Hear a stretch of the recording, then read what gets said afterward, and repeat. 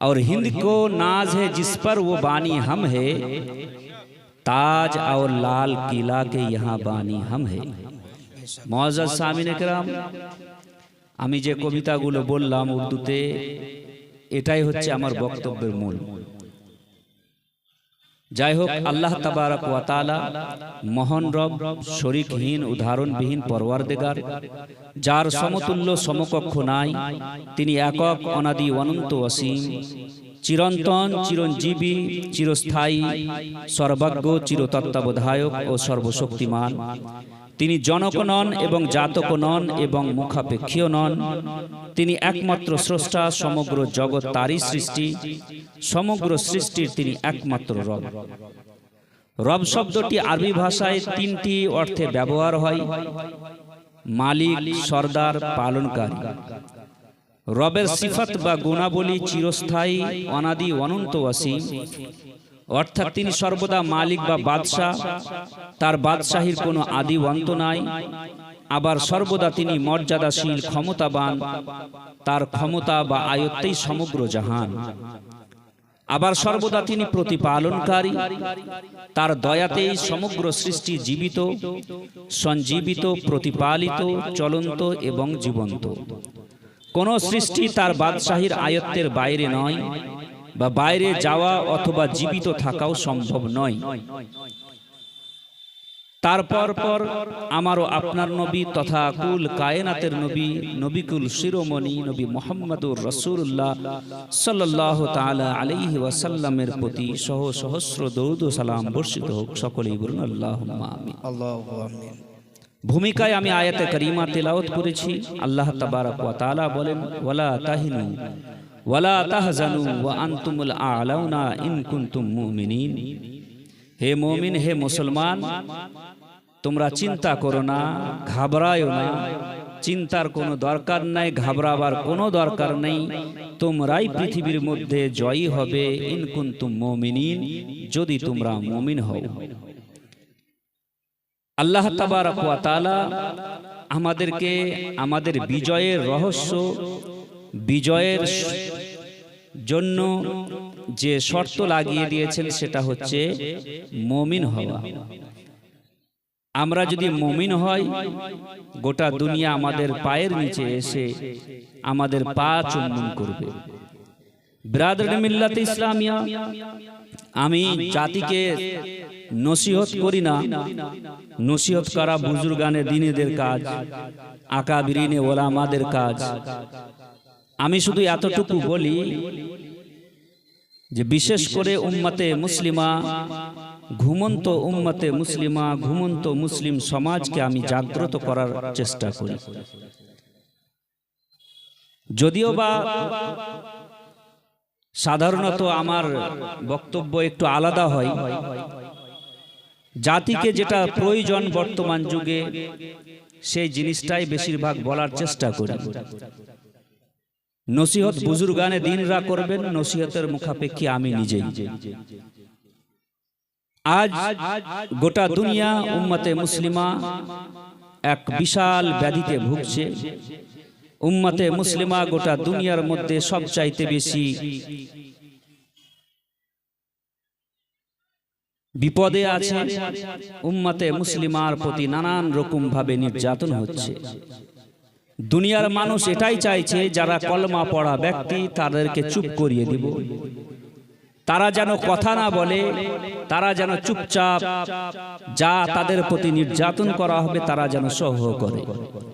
গোটা দুনিয়ার মানুষ এটাই চাইছে যে যারা কলমা পড়ে, লা ইলাহা ইল্লাল্লাহ মুহাম্মাদুর রাসূলুল্লাহর প্রতি যারা বিশ্বাসী, তাদেরকে মারবো, তাদেরকে কাটবো, তারা যেন চুপ থাকে, তারা যেন কিছু না বলে। আর আমাদের এই চুপ থাকাটা তাদের জন্য বড়ই, তাদের আশা, তাদের আকাঙ্ক্ষা, তাদের মিশন এক কথায় পূর্ণ করছি আমরা চুপ থেকে। আপনারাও চুপ আছেন।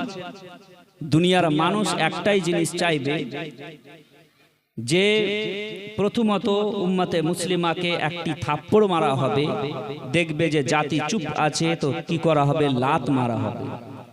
তারপরেও দেখে যদি যে জাতি চুপ আছে তাহলে তাকে মৃত বলে ঘোষণা করবে। আমি তো এটা বলি, আপনাদের চুপ থাকা দেখে উর্দুতে একটি কবিতা মনে পড়ছে যে এ খামোশ মেজাজি तुम्हें जीने नहीं देगी, ये खामोश मिजाजी तुम्हें जीने नहीं देगी, जीना है इस दौर में तो कोहराम मचा दो। যদি এই দুনিয়াতে বাঁচতে হয় তাহলে আমাদেরকে বলতে হবে, চুপ থেকে আর লাভ নেই, চুপ থেকে কোনো কাজ হবে না। যদি আমরা না বলি আজ, তাহলে কিন্তু দুনিয়ার মানুষ আমাদেরকে মৃত বলে ঘোষণা করবে। আল্লাহ তাবারক ওয়া তাআলা পবিত্র কোরআনে বলছেন, ওয়ালা তাহিনু ওয়ালা তাহজানু ওয়া আনতুমুল আ'লাউনা ইন কুনতুম মুমিনিন। হে দুনিয়ার মানুষ, মুসলমান, তোমরা চিন্তা করো না, ভাবনা করো না, তোমরাই পৃথিবীর মধ্যে জয়ী হবে যদি তোমরা মুমিন হও।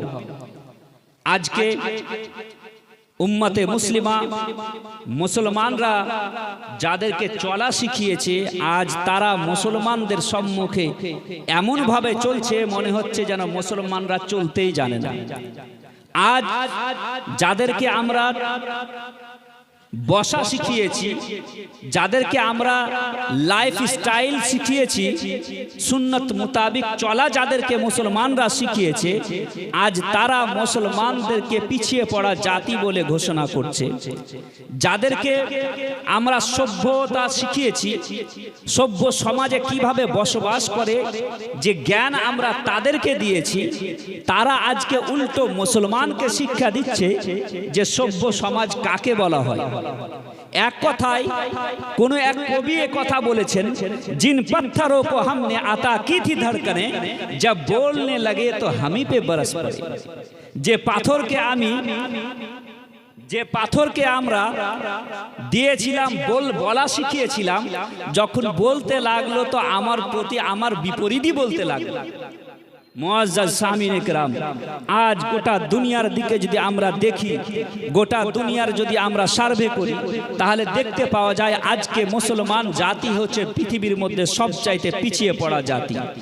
আজকে মুসলমান জাতিকে গোটা দুনিয়ার মানুষ, যত কুফরি মিল্লাতগুলো আছে, সব কুফরি মিল্লাতগুলো একত্রিত হয়ে আজ উম্মতে মুসলিমাকে দুনিয়া থেকে শেষ করে দিবার ষড়যন্ত্র চলছে। আজ আমরা মুসলমান বাড়ি থেকে মসজিদ আর মসজিদ থেকে বাড়ির মধ্যে সীমাবদ্ধ হয়ে আছি। দুনিয়াতে কি হচ্ছে সেটা নিয়ে আমাদের কোনো মাথা ব্যথা নেই। দুনিয়ার মধ্যে মুসলমানদের বিপরীত কিরকম ধরনের বিল পাস হচ্ছে আমরা কিছুই জানি না। এই যদি হয় উম্মতে মুসলিমার অবস্থা, তাহলে আগামী দিন বড় ভয়াবহ দিন আমাদের সম্মুখে আসছে। আগামী দিন বড় কঠিন দিন আসছে। এই যে উম্মতে মুসলিমার প্রতি এইরকম নির্যাতন, উম্মতে মুসলিমা এরকম ভাবে পিছিয়ে পড়া, উম্মতে মুসলিমাকে কোণাঠাসা করা, উম্মতে মুসলিমাকে শিক্ষার দিক দিয়ে পিছিয়ে রাখা, উম্মতে মুসলিমাকে অর্থনৈতিক দিক দিয়ে পিছিয়ে রাখা, উম্মতে মুসলিমাকে রাজনৈতিক দিক দিয়ে পিছিয়ে রাখা, এর মূল হচ্ছে 80 দশক থেকে।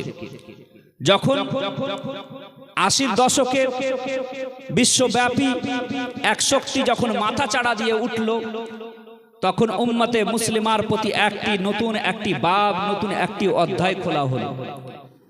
কোন এক কবি বলেছেন, इस्लाम की फितरत ने कुदरत ने लचक दी है, जितना ही दबाओगे उतना ही वो उभरेगा। सुभान अल्लाह। इस्लाम नामक বৃক্ষের প্রাকৃতির মধ্যে আল্লাহ তাবারক ওয়া তাআলা এমন শক্তি প্রদান করেছেন যে যত একে কাটবে, যত একে দাবাবে, তত এটা বাড়বে। এইরকম আজকে যেমন পূর্বের যুগে ফেরাউন চেয়েছিল ইসলামকে শেষ করে দিব, 70,000 শিশু সন্তানকে হত্যা করে ফেরাউন মনে করেছিল আজ থেকে ইসলাম শেষ। অনুরূপ আজকের যুগের কিছু মানুষও ভাবছে এখান থেকে ইসলাম শেষ। ফেরাউনের পরে হেলাকু খান, চেঙ্গিজ খান পৃথিবীর বুকে এসে হত্যাকাণ্ড চালিয়ে গেছে। ইতিহাসে এসেছে চেঙ্গিজ খান বাগদাদের মধ্যে, ইরাকের বাগদাদ নামক শহরে 3 দিনে 18 লক্ষ মুসলমানকে হত্যা করেছিল। 3 দিনে 18 লক্ষ মুসলমানকে হত্যা করে চেঙ্গিজ খান ভেবেছিল আজ থেকে হয়তো ইসলাম শেষ। ফোরাত নদী পুরো রক্ততে লাল হয়ে গেছিল। হাজার হাজার লাখো লাখো মুসলমানদের গবেষণা করার জন্য যে সমস্ত লাইব্রেরি ছিল, যে সমস্ত বই ছিল, সবকে পুড়িয়ে জ্বালিয়ে শেষ করে দেওয়া হয়েছিল। অনুরূপভাবে স্পেনে মুসলমানদের পরাজয়ের পর মুসলমানদেরকে সেখানে জাহাজের মধ্যে সমুদ্রে নিয়ে গিয়ে ডুবিয়ে দিয়ে সেই দিনও স্পেনে ইহুদ ও নাসারারা মনে করেছিল আজ থেকে হয়তো ইসলাম শেষ। যেদিন চেঙ্গিজ খান বাগদাদের মধ্যে 18 লক্ষ মুসলমানকে হত্যা চালিয়ে মনে করেছিল আজ থেকে ইসলাম শেষ হয়ে গেল, সেদিন কিন্তু যেই সময় সে এই কথা ভাবছিল যে আজ হয়তো ইসলামের কোমর ভেঙে দিলাম, আজ হয়তো ইসলামের মাজাকে আমি ভেঙে দিলাম, ওই সময় কিন্তু ইন্দোনেশিয়াতে হাজার হাজার মানুষ লা ইলাহা ইল্লাল্লাহ মুহাম্মাদুর রাসূলুল্লাহ পড়ে ইসলামের ছায়াতলে আসছিল। মালয়েশিয়াতে এবং ইন্দোনেশিয়াতে হাজার হাজার মুসলমান, হাজার হাজার মানুষ, অন্য ধর্মের মানুষ লা ইলাহা ইল্লাল্লাহ মুহাম্মাদুর রাসূলুল্লাহ পড়ে ইসলাম ধর্ম গ্রহণ করছিল। সেদিনও তারও ভুল ধারণা ছিল চেঙ্গিজ খানের পূর্বে ফেরাউনেরও ভুল ধারণা ছিল। আজকেও কিছু মানুষের ভুল ধারণা যে আজকে হয়তো আমরা এভাবে হয়তো ষড়যন্ত্র করে মুসলমানদেরকে শেষ করে দিব। আজ গোটা দুনিয়ার মধ্যে আমরা দেখতে পাই যেখানে কেউ মরে বা কোনো জনপদে যদি কোনো ব্যক্তি মারা যায়, কোনো ব্যক্তি যদি নির্যাতনের শিকার হয়, তো সেটা অন্য কেউ নয় বরং মুসলমানকে দেখা যায়। আমরা দেখতে পাই গোটা দুনিয়াতে সবচাইতে বেশি নির্যাতনের শিকার মুসলমান, সবচাইতে পিছিয়ে পড়া জাতি হচ্ছে মুসলমান। আজ দুনিয়ার মধ্যে যদি দেখা যায় ইরাকে কম বেশি 10 লক্ষের বেশি মুসলমান হত্যা করা হয়েছে, তারপরে আফগানিস্তানে 10 লক্ষের বেশি মুসলমানকে হত্যা করা হয়েছে, লিবিয়া, সিরিয়া, আর শেষ বেলায় ফিলিস্তিন আমাদের চোখের সম্মুখে আছে। হাজার হাজার শিশুকে হত্যা করে, হাজার হাজার মুসলমানদেরকে হত্যা করে, এবং শেষ আমাদের পার্শ্ববর্তী দেশ যেগুলো আছে চায়না এবং ভারতের মধ্যে মুসলমানদেরকে হত্যা করে মনে করছে যে এভাবে হয়তো ইসলামের কোমরকে ভেঙে দিলাম, এখান থেকে হয়তো ইসলাম শেষ। আজকে ভারতের মধ্যে দেখা যায় কখনো গরুর নামে, কখনো লাভ জেহাদের নামে, কখনো মুসলমান নাম শুনে, কখনো দাড়ি এবং টুপি দেখে, কখনো কি আব্দুল নাম শুনে কি করা হয়, মুসলমানদেরকে মারা হয়। মালদা থেকে কলকাতা যেতে আমাদেরকে ভয় লাগে। গোটা আমাদের মুসলিম সমাজের যুবকদের মধ্যে ভয়, ভীতি, আর তাদের মধ্যে তাদের দিলকে কি করা হয়েছে বলে দেওয়া হয়েছে দেশের পরিস্থিতি খারাপ, দেশের অবস্থা খারাপ, অতএব তোমরা চুপ থাকো। এইরকম ভাবে মানুষকে এবং মুসলিম জাতিকে চুপ করে দেওয়ার আমাদের বড় বড় ব্যক্তি, বড় বড় বয়স্কদের এই কথা যে তোমরা চুপ থাকো। গোটা দুনিয়াতে যখন মুসলমান মরছে, গোটা দুনিয়ার দিক দিয়ে আমরা যখন নির্যাতনের শিকার, তখন আমরা যদি চুপ থাকি তাহলে এই যদি চুপ থাকা আমাদের কি হয়ে যাবে, আমাদেরকে মৃত্যু বলে ঘোষণা করবে।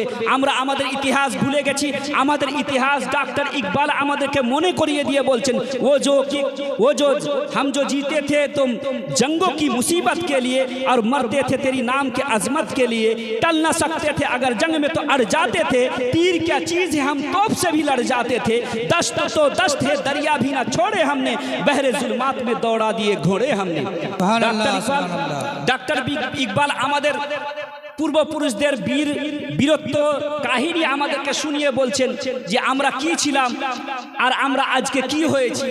আমরা এমন ছিলাম যে আমরা তীরকে ভয় করিনি, বরং তোপের সম্মুখে আর নিজের বুককে লাগিয়ে দিয়ে বলেছি, বাতিল সে ডবনে वाले आसमां नहीं हम 100 बार कर चुका है तू इंतहा हमारा, मगरिब की वादियों से गूंजी अज़ा हमारी, रुकता ना किसी से सैले रवा हमारा, ए आबरूदे गंगा क्या याद है वो दिन तुझको, उतरा तेरे किनारे जब कारवां हमारा, यूनान और मिस्र रोमा सब मिट गए जहां से, अब तक मगर है बाकी नामो निशा हमारा, कुछ बात तो है कि हस्ती मिटती नहीं हमारी, सदियों रहा है दुश्मन दौरे जमा हमारा।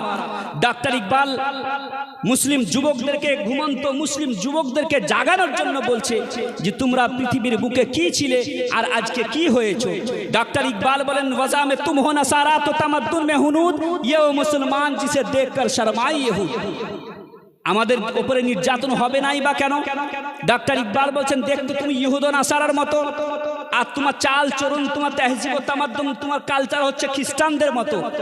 এমনকি তোমার চাল চলন দেখাশোনা এমন যে তোমাকে দেখে ইহুদ ও খ্রিস্টানরাও লজ্জাবোধ করে। ইয়ে ও মুসলমান জিসে দেখকর শর্মায় ইহুদ।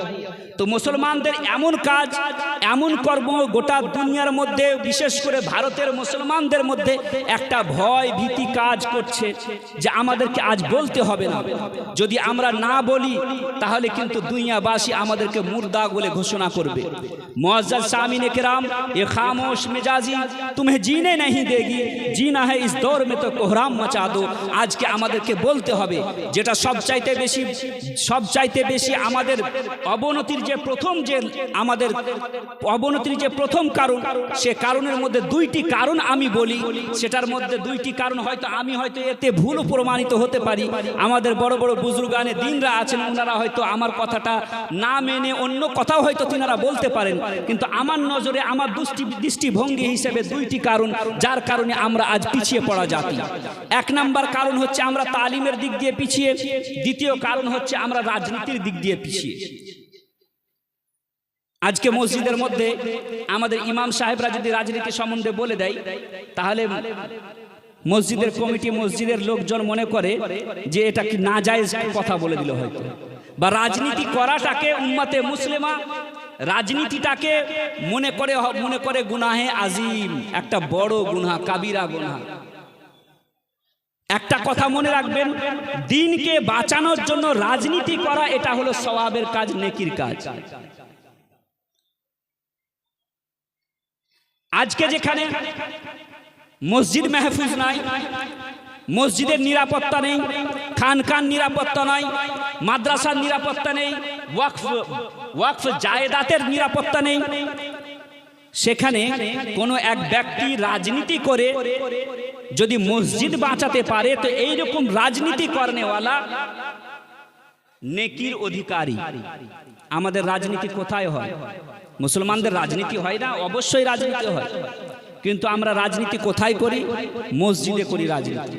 আমাকে ক্ষমা করবেন, কিন্তু বাস্তব কথা এটাই যে আমরা মুসলমান, আমরা মসজিদে রাজনীতি করি, খানকাতে রাজনীতি করি, আমরা এক পীরের মুরিদ অপর পীরের মুরিদের মধ্যে রাজনীতি করি, মসজিদ মাদ্রাসাতে আমরা রাজনীতি করি, জালসার এপাড়া ওপাড়া জালসার মধ্যে আমরা রাজনীতি করি, আমরা মেহফিলের মধ্যে রাজনীতি করি, মুসল্লিদের মধ্যে রাজনীতি, আলিম আর আলিমের মধ্যেও রাজনীতি, আলিম ইমাম আর মুসল্লির মধ্যে রাজনীতি।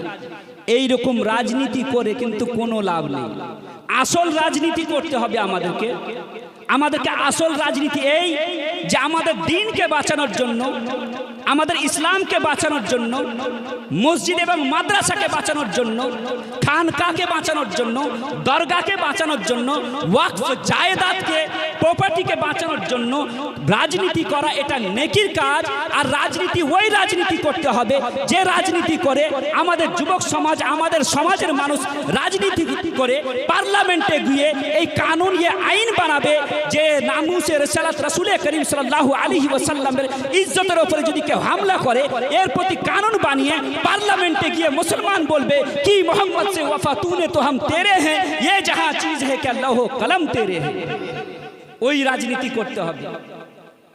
90 বছর হতে আসছে, 90 বছর স্বাধীনতার পর থেকে হতে আসছে, ভারত নিরপেক্ষ দেশ, সেকুলার ভারতের মধ্যে আমরা এখন পর্যন্ত পার্লামেন্টে গিয়ে এই কানুন, এই আইন, এই সংবিধান তৈরি করতে পারলাম না যে রাসূল করিম সাল্লাল্লাহু আলাইহি ওয়াসাল্লামের জাতের উপরে কেউ যদি কথা বলে, হুজুর সাল্লাল্লাহু আলাইহি ওয়াসাল্লামের যদি কেউ অপমাননা করে, তো তার জন্য একটা কানুন হওয়া দরকার, তার জন্য একটা সংবিধান হওয়া দরকার। এই কানুনই করতে পারলাম না, তো আবার রাজনীতি কিসের? এত ভোট, এত নেতা মন্ত্রী করে তৈরি করলাম কি? হুজুর আলা হযরত আজিমুল বরকত মুজাদ্দিদে দ্বীন ও মিল্লাত বলেন যে দুনিয়াতে আমরা এসেছি, দুনিয়া থেকে যাব, এই দুনিয়াতে যা কিছু আছে রাসূলের জন্য। হুজুর তাজুশ শরিয়া আলাইহি रहमत व रिदवान बोलें, जिंदगी नाम जिंदगी ये नहीं किसी के लिए, जिंदगी है नबी की नबी के लिए, ना समझ मरते हैं जिंदगी के लिए, जीना मरना सब कुछ नबी के लिए। যদি বাঁচা এবং মরা সবই যদি নবীর জন্য হয়, তো নবীর ইজ্জতের জন্য এখন পর্যন্ত কানুন বানাতে পারলাম না, আবার রাজনীতি করে আমরা মনে করছি বিশাল বড় আমরা কিছু কাজ করে নিলাম। ওই রকম রাজনীতি করে কোনো লাভ নেই। রাজনীতি যদি করতে হয় তো দিনকে বাঁচানোর জন্য করতে হবে, তবে রাজনীতি করে সওয়াব পাবো আমরা। রাসূল করিম সাল্লাল্লাহু আলাইহি ওয়াসাল্লামের মতো রাজনীতিবিদ কি দুনিয়ার মধ্যে কেউ ছিল? হুজুর সাল্লাল্লাহু আলাইহি ওয়াসাল্লাম যখনই রাজনীতি করেছেন, হুজুর সাল্লাল্লাহু আলাইহি ওয়াসাল্লাম কোন দেশকে জয়ী করেছেন, তো সেখানে নিজের সাহাবাদেরকে সব রকম পদে সব রকম জায়গায় পাঠিয়েছেন। ওই রকম রাজনীতি আমাদেরকে করতে হবে। দিনকে বাঁচানোর চেষ্টা করতে হবে, ইসলামকে বাঁচানোর চেষ্টা করতে হবে। আজকে পার্লামেন্টে গিয়ে আজকে আমরা যাদেরকে নির্বাচন করে আমরা পার্লামেন্টে পাঠাচ্ছি, মুসলিম উম্মার উন্নয়নের কোনো কথা বলা হয় না, বরং মুসলিম উম্মতকে যে যেরকম ভাবে আসে সে সেরকম ভাবে কি করে মুসলিম উম্মতকে লুটে পুটে যায়। আজ আমরা স্বাধীনতার পর থেকে নিয়ে আমরা করলাম তো করলাম কি? আজ আমরা নিজের জন্য কিছুই করতে পারিনি, সব কিছু করেছি পরের জন্য। আজ আমাদেরকে ভাবতে হবে, আল্লাহ তাবারক ওয়া তাআলা পবিত্র কোরআনে বলছেন, ওয়ালা তাহিনু ওয়ালা তাহজানু ওয়া আনতুমুল আ'লাউনা ইন কুনতুম মুমিনিন। তোমরা চিন্তা করো না, ভাবনা করো না, তোমরাই পৃথিবীতে জয়লাভ করবে যদি তোমরা মুমিন হও। আজকে আমাদেরকে এই ফিল করানো হচ্ছে, এই এহসাস দেওয়ানো হচ্ছে যে ভারতের বুকে তোমরা আছো, তোমরা ভারতের বুকে যে আছো তোমরা ভাড়াটিয়া হিসাবে আছো, তোমরা ভারতের বুকে ভাড়াটিয়া হিসাবে আছো। এই চিন্তাধারা আমাদের যুবকদের মনের ভিতরে ভরা হচ্ছে। আমরা ভারতে ভাড়াটিয়া হিসাবে আছি, আমরা ভারতে ভাড়াটিয়া হিসাবে নেই। এই দেশ আমাদের দেশ। डॉक्टर इकबाल बोलें, जब पड़ा वक्त चमन में तो लहू हमने दिया, आज कहते हो गुलशन में मेरा काम नहीं। যখন যখন এই দেশে রক্তের প্রয়োজন পড়েছে, আমরা এই দেশের মধ্যে রক্ত দিয়ে নিজের পিতাকে হারিয়ে, নিজের মাতাকে হারিয়ে, নিজের ভাইকে হারিয়ে, আমরা সব কিছুকে হারিয়ে এই দেশকে আমরা জয় করেছি। আর এই দেশে আমাদেরকে ভাড়াটিয়া হিসাবে থাকার, ভাড়াটিয়া হিসাবে আমাদেরকে মনে করানো হচ্ছে, ফিল করানো হচ্ছে। উম্মতে মুসলিমার দিলের মধ্যে, দিমাগের মধ্যে ভরা হচ্ছে যে তোমরা ভারতে আছো, ভাড়াটিয়া হিসাবে আছো, তোমরা এ দেশের ব্যক্তি নও। আজ আমাদেরকে বলতে হবে, স্বাধীনতার পর থেকে আমরা বলিনি, আমাদেরকে বলতে হবে এই দেশে আমরা ভাড়াটিয়া নয়, বরং এই দেশে আমরা সমান সমান অধিকার রাখি। এই দেশের মধ্যে সমান সমান অধিকার রাখি। जब बड़ा वक्त चमन में तो लहू हमने दिया, आज कहते हो गुलशन में मेरा काम नहीं। এটা কথা বলা যাবে না, বরং আজকে আমরা গোটা দুনিয়ার মধ্যে যখন যখন ভারতের দরকার পড়েছে, যখন ইংরেজরা এসে ভারত দখল করেছে, এই ভারত থেকে যখনই আমরা কি করেছি, ইংরেজকে তাড়ানোর জন্য সর্বপ্রথম ওলামায়ে আহলে সুন্নাতের মধ্যে একজন মার্দে কালান্দার সর্বপ্রথম যে জিহাদের ফতোয়া দিয়ে ইংরেজদেরকে দুনিয়ার মধ্যে, ভারতের মধ্যে, মুসলমানদের মধ্যে এবং মুসলমান ছাড়াও অন্য জাতিদের মধ্যে যে যুদ্ধের জজবা তৈরি করেছিলেন, সেটা অন্য কোনো নয়, বরং একজন ব্যক্তি, একজন আলিমে দ্বীন, তিনি হচ্ছেন আল্লামা ফজলে হক খয়রাবাদী। আল্লামা ফজলে হক খয়রাবাদী জিহাদের ফতোয়া দিয়ে কালা পানি আন্দামান নিকোবরে গিয়ে সাজা কেটেছিলেন। একজন ইংরেজ অফিসার এসে বলেছিলেন যে, হে আল্লামা ফজলে হক খয়রাবাদী, নিজের ফতোয়াকে ফিরিয়ে নিন, ইংরেজদের সাথে জিহাদ করা, যুদ্ধ করাকে আপনি বলুন যে এই ফতোয়াটি ভুল ফতোয়া। তখন আল্লামা ফজলে হক খয়রাবাদী বলেছিলেন যে গোটা দুনিয়ার সরকারও পরিবর্তন হতে পারে, কিন্তু একজন আলিমে দ্বীনের বলা ফতোয়া কোনোদিন পরিবর্তন হতে পারে না। ওই ফতোয়ার বেশে গোটা দুনিয়ার মধ্যে সুরিশ হয়, গোটা দুনিয়ার মধ্যে আন্দোলন ও ইনকিলাব হয় এবং পরিবর্তন আসে, এবং গোটা ভারতের মধ্যে হিন্দু, মুসলিম, জৈন, বৌদ্ধ সমস্ত ধর্মের মানুষ একত্রিত হয়ে কি করে এ দেশ থেকে ইংরেজদেরকে তাড়িয়ে দেয়। তো এ দেশকে আমরা কি করেছি, নিজের পিতা মাতা, আত্মীয় স্বজন সকলকে হারিয়ে আমরা এ দেশকে স্বাধীন করেছি। আর এ দেশে আমাদেরকে বলা হচ্ছে ভাড়াটিয়ে। এ দেশ থেকে আমাদেরকে তাড়ানোর ষড়যন্ত্র চলছে। এ দেশকে তাড়ানোর জন্য মুসলমানদের মধ্যে ভয় ভীতি ভরা হচ্ছে। আল্লাহ রাব্বুল আলামিনের রাসূল বলেছেন যখন মানুষ আল্লাহকে ভয় করা ছেড়ে দিবে গোটা দুনিয়ার মানুষকে ভয় করতে লাগবে। আজকে উম্মতে মুসলিমা আল্লাহকে ভয় করা ছেড়ে দিয়েছে, যার কারণে গোটা দুনিয়ার মানুষকে দেখে ভয় করতে লেগেছে। এই হচ্ছে আমাদের অবস্থা। মুআজ্জাজ সামিনে কেরাম, আমরা হচ্ছে এই দেশের মানুষ, এই দেশেই আমরা থাকব। যে যা বলুক না কেন, আমরা এই দেশেই জন্মগ্রহণ করেছি, এই দেশের মধ্যে আমরা মরব, আর এই দেশ থেকে আমরা ইনশাআল্লাহুল আজিজ কিয়ামতের প্রান্তরে উঠব। তাহলে আমরা রাজনীতির দিক দিয়ে মুসলমানরা পিছিয়ে, যার কারণে আমরা পিছিয়ে পড়া জাতি, নির্যাতনের শিকার। আমরা যোগ্য ব্যক্তিকে আমরা পার্লামেন্টে পাঠাতে পারছি না। মুআজ্জাজ সামিনে কেরাম, তাই আমরা দেখতে পাচ্ছি কখনো ওয়াকফের নামে, কখনো তালাকের নামে, কখনো নামাজের নামে, কখনো এনআরসি ও সিএএ এর নামে মুসলমানদের দিলের মধ্যে ভয় ভরা হচ্ছে। এই ভয়কে ছেড়ে আমাদেরকে শুধু এক আল্লাহকে ভয় করতে হবে। দুনিয়ার মানুষকে ভয় করে কোনো লাভ নেই। আল্লাহ রাব্বুল আলামিন বলছেন পৃথিবীর মানুষকে ভয় করবে না, বরং তুমি কি করো, আমি আল্লাহকে ভয় করো। একটা কারণ আমরা রাজনীতির দিক দিয়ে পিছিয়ে, দ্বিতীয় কারণ হচ্ছে আমরা শিক্ষার দিক দিয়ে পিছিয়ে। আজ আমাদের যুবকদের একটা কথা যে আমরা শিক্ষা অর্জন করে করবোটা কি, চাকরি পাই না, চাকরি নেই দেশে। আমরা পড়াশোনা করে বিএ এমএ প্রফেসর হয়ে পিএইচডি করে আমরা করব কি, চাকরি তো পাচ্ছি না। হযরত ওমর রাদিয়াল্লাহু তাআলা আনহুর একটি কওল আছে, একটি অমীয় বাণী আছে যে হে মুসলমান জাতি, তোমরা যদি বিজনেসকে ছেড়ে দাও আর চাকরির পেছনে যদি দৌড়ো, তাহলে তোমরা ইহুদ ও খ্রিস্টানদের তোমরা গোলামি করবে। চাকরির পেছনে দৌড়ো, আর সে জাতি কতই উন্নতি হবে যে জাতি শিক্ষা অর্জন করবে চাকরি পাওয়ার জন্য, সে জাতি কোনোদিন উন্নতি করতে পারে না। যে জাতি শিক্ষা অর্জন করবে নিজে সঠিকভাবে চলার জন্য এবং অপরকে সঠিক রাস্তায় সঠিক পথে চলানোর জন্য, নিজের দিনকে নিজের খোদাকে চেনার জন্য, সে জাতি উন্নতি করতে পারবে। আজ আমাদের যুবকদের একটাই ক্লেম, একটাই কমপ্লেন যে আমরা চাকরি পাচ্ছি না, তো পড়াশোনা করে করব। পড়াশোনা করার কারণ হচ্ছে চাকরি নয়, বরং পড়াশোনা করিলে মানুষ কি করে, নিজেও আলোকিত হয়, নিজের আশপাশকেও আলোকিত করে। যেখানে ইলম থাকে, যেখানে জ্ঞান থাকে, যেখানে শিক্ষা থাকে, নিজেও আলোকিত হয়, নিজের আশপাশকেও আলোকিত করে। এই উদ্দেশ্য নিয়ে আমাদেরকে পড়াশোনা করতে হবে। डॉक्टर इकबाल बोलें, नहीं तेरा नशे मन कसरे सुल्तानी के गुंबद पर, तू शाहीन है बसेरा कर पहाड़ों की चट्टानों में।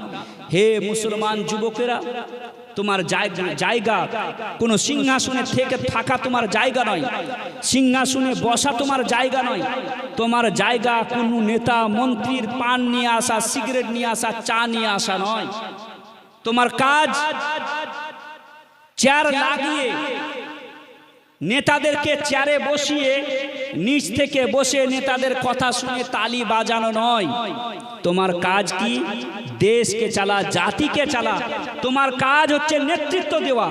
नहीं तेरा नशे मन कसरे सुल्तानी के गुंबद पर, तू शाहीन है बसेरा कर पहाड़ों की चट्टानों में।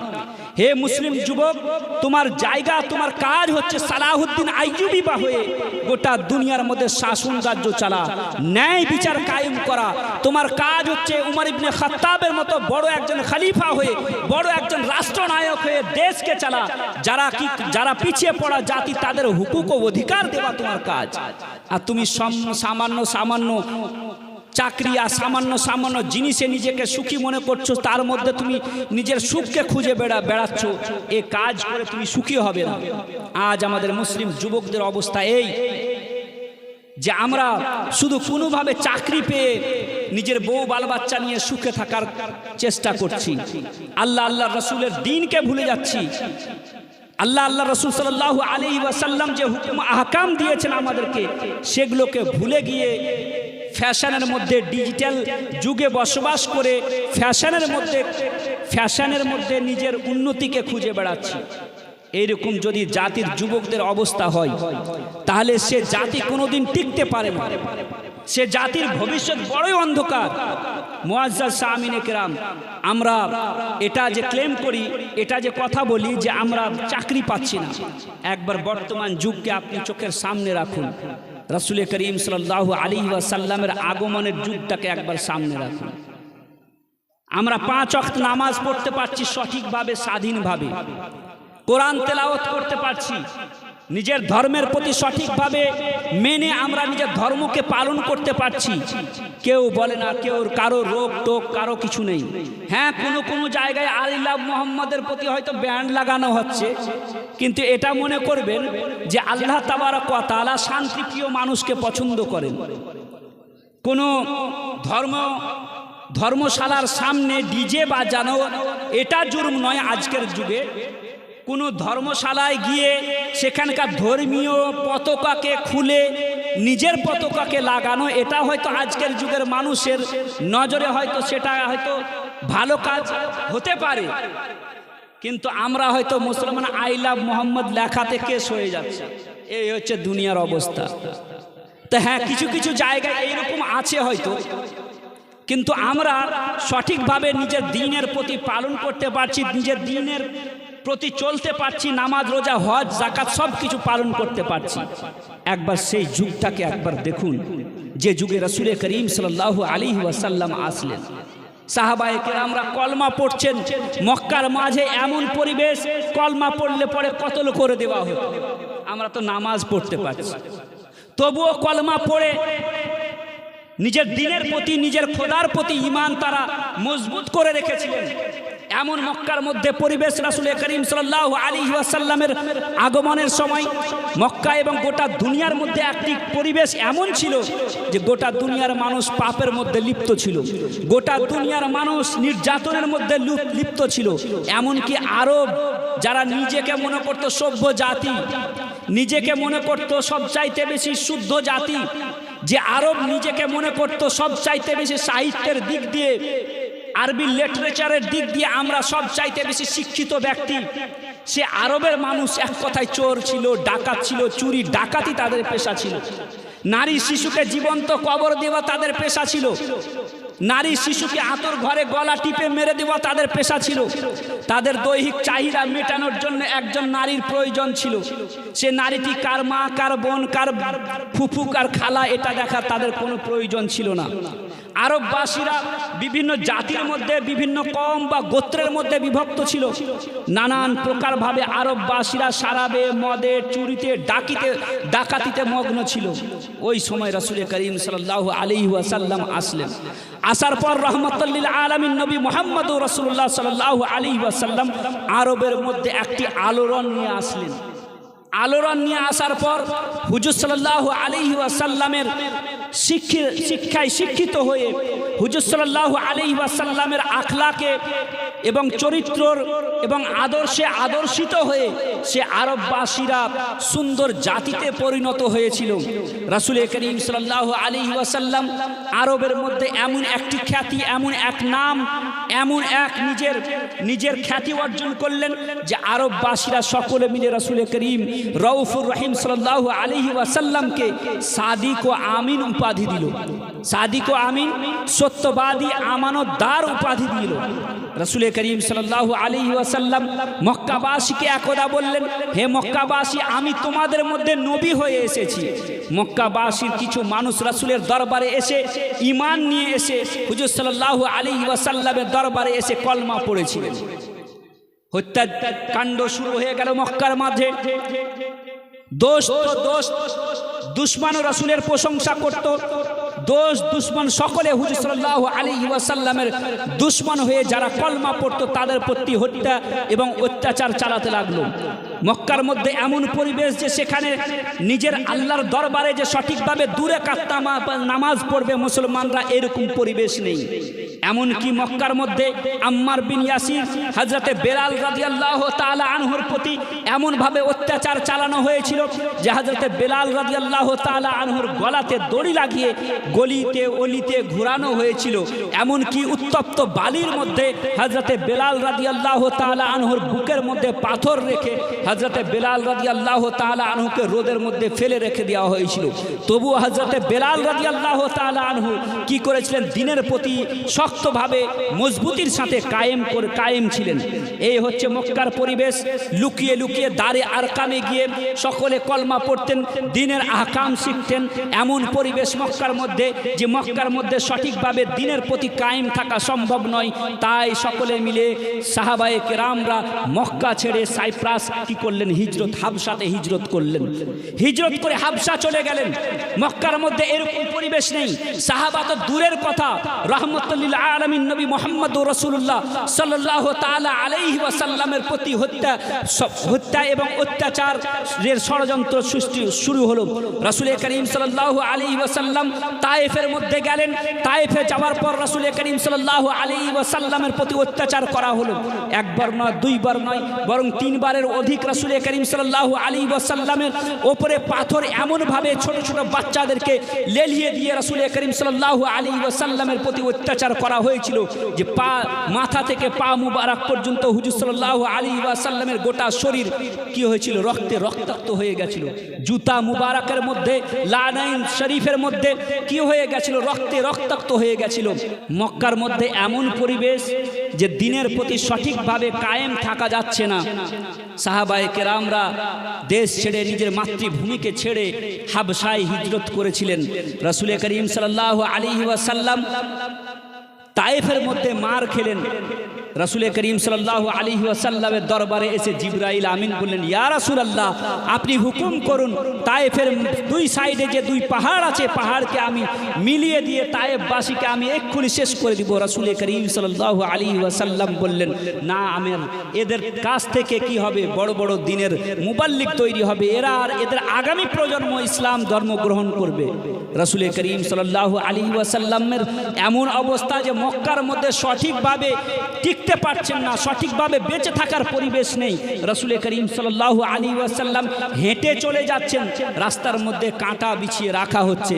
হুজুর সাল্লাল্লাহু আলাইহি ওয়াসাল্লামের প্রতি কেমন অত্যাচার যে হুজুর সাল্লাল্লাহু আলাইহি ওয়াসাল্লাম রাস্তা দিয়ে যখন হেঁটে যাচ্ছেন, বাড়ির যত আবর্জনা কুড়া কারকাচ আছে রাসূল করিম সাল্লাল্লাহু আলাইহি ওয়াসাল্লামের মাথায় নিয়ে এসে ফেলা হয়েছে।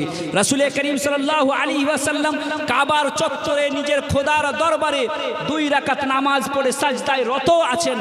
রাসূল করিম সাল্লাল্লাহু আলাইহি ওয়াসাল্লামের মাথার উপরে, পিঠের উপরে উটের ভুঁড়ি নিয়ে এসে রেখে দিয়ে কুফফার ও মুশরিকিনরা অট্ট হাসিতে মগ্ন থেকেছে।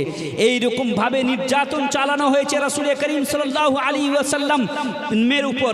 এই দিনকে আমরা সহজে পেয়ে গেছি এটা নয়, বরং বড় কষ্টে সাহাবায়ে কেরাম, তাবেঈন, তাবেঈন নিজেকে ত্যাগ করে, নিজের কুরবানি দিয়ে, নিজের সন্তানদেরকে কুরবান করে এই দিনকে আমাদের কাছে পৌঁছিয়েছেন। রাসূল করিম সাল্লাল্লাহু আলাইহি ওয়াসাল্লাম আল্লাহর হুকুমে এমন অত্যাচার মক্কার মধ্যে যে আল্লাহর হুকুমে মক্কা ছেড়ে, নিজের মাতৃভূমিকে ছেড়ে মদিনা কি করেছেন? হিজরত করেছেন। এই হচ্ছে ইসলামের অবস্থা। তবুও সেই কালে মক্কার যে পরিবেশ ছিল, ওই সময় যারা মুসলমান হয়েছিল তারা দিনের প্রতি কঠিনভাবে তিনারা কায়েম ছিলেন। আজকে আমরা বলছি, আজ আমাদের মসজিদে আমরা নামাজ পড়তে আসতে পারি না, আর আমরা দোষ দিচ্ছি অন্যান্য মানুষের উপরে। আজ আমরা 5 ওয়াক্ত নামাজ পড়তে মসজিদে আসতে পারছি না, তখন নামাজ পড়ার জন্য নির্যাতন চালানো হয়েছে। আজ আমরা মক্কার সেই পরিবেশকে একবার সামনে রাখার পর আজকের এই পরিবেশকে যদি আমরা দেখি, তাহলে আমরা বড়ই সুখে আছি, আমরা সুখে আছি। আমরা স্বাধীনভাবে আল্লাহর ইবাদত করতে পারছি। তবুও যদি আমরা দিনের কদর না করি, তাহলে আল্লাহ রব্বুল আলামিন আমাদের কদর করবেন না। আল্লাহ তাবারক ওয়া তাআলা বলছেন, যখন তোমরা আল্লাহ এবং তার রাসূলের পথকে ছেড়ে দিবে, তখন তোমাদের মাথার উপরে আমি জালিম শাসককে, জালিম বাদশাকে নিয়োগ করব। আমাদের মাথার উপরে জালিম বাদশা, জালিম শাসক যে নিয়োগ করা হয়েছে, আল্লাহ রব্বুল আলামিন বলছেন, যখন তোমরা আল্লাহ এবং তার রাসূলের পথকে ছেড়ে দিবে, তখন আমার ভাষায় আমি বলি, যখন তোমাদের মাথার উপরে 2টা শাসককে কি করব? নিয়োগ করব। একটা শাসককে দিল্লিতে, একটাকে কলকাতাতে। 2টা শাসককে নিয়োগ করব, একটাকে দিল্লিতে, একটাতে কলকাতাতে। এই 2টো শাসকে তোমাদেরকে কি করে দিবে? তোমাদেরকে সোজা করে দিবে। মুআজ্জাজ সামিনে কেরাম, আল্লাহ রাব্বুল আলামিন বলছেন, যখন তোমরা আল্লাহর পথ, রাসূলের সুন্নাতকে ছেড়ে দিবে, মাথার উপরে জালিম শাসককে নিয়োগ করা হবে। আমাদের মাথার উপরে জালিম শাসককে যে নিয়োগ করা হয়েছে, আমাদের আমলেরই কারণে। আমাদের কাজ আল্লাহ রাব্বুল আলামিন বলছেন ওয়ালা তাহিনু ওয়ালা তাহজানু ওয়া আনতুমুল আ'লাউনা ইন কুনতুম মুমিনিন।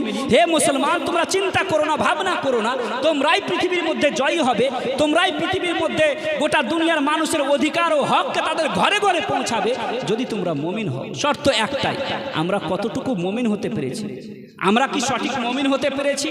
রাসূল করিম সাল্লাল্লাহু আলাইহি ওয়াসাল্লামের দ্বীনকে ছেড়ে দিয়েছি, ফ্যাশনের মধ্যে পড়ে আছি, আধুনিকতার মধ্যে নিজের সফলতাকে খুঁজে বেড়াচ্ছি, আর আমরা বলছি আমরা মুসলমান, সুন্নতের প্রতি আমল করার আমরা মিথ্যা অহংকার করছি।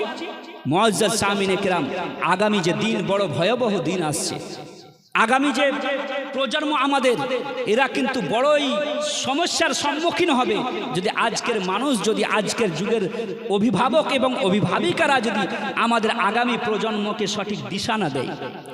মুআজ্জাজ সামিনে কিরাম, রাসূল করিম সাল্লাল্লাহু আলাইহি ওয়াসাল্লাম কোন এমন শিক্ষা দ্বারা সেই আরবের অসভ্য জাতিকে সভ্য জাতিতে পরিণত করলেন, সেই জিনিসটা আজকের যুগে প্রয়োজন। রাসূল করিম সাল্লাল্লাহু আলাইহি ওয়াসাল্লাম নিজের আদর্শের মাধ্যমে, নিজের আখলাক এবং চরিত্রের মাধ্যমে আরবের মধ্যে একটি শান্তি রাষ্ট্র প্রতিষ্ঠা করলেন। হুজুর সাল্লাল্লাহু আলাইহি ওয়াসাল্লাম নিজের আদর্শ যেমন দেখালেন, নিজের তালিম এবং সুন্নাত যেমন দেখালেন, আল্লাহ রাব্বুল আলামিন তো এটা বলেন, হে গোটা দুনিয়ার মানুষ, তোমরা তো চোর ছিলে, ডাকাত ছিলে, তোমরা তো মানুষ ছিলে না, বরং মানুষরূপী শয়তান ছিলে। তোমরা তো মানুষ হয়ে মানুষকে হত্যা করতে, তোমরা তো নারীর সম্মান নিয়ে ছিনিমিনি খেলতে, তোমরা তো নারীর সম্মান হরণ করতে, নারীকে ভোগ বিলাসের বস্তু মনে করতে। আরে তোমরা তো বড় জুলুম জালিম ছিলে, অত্যাচারী ছিলে।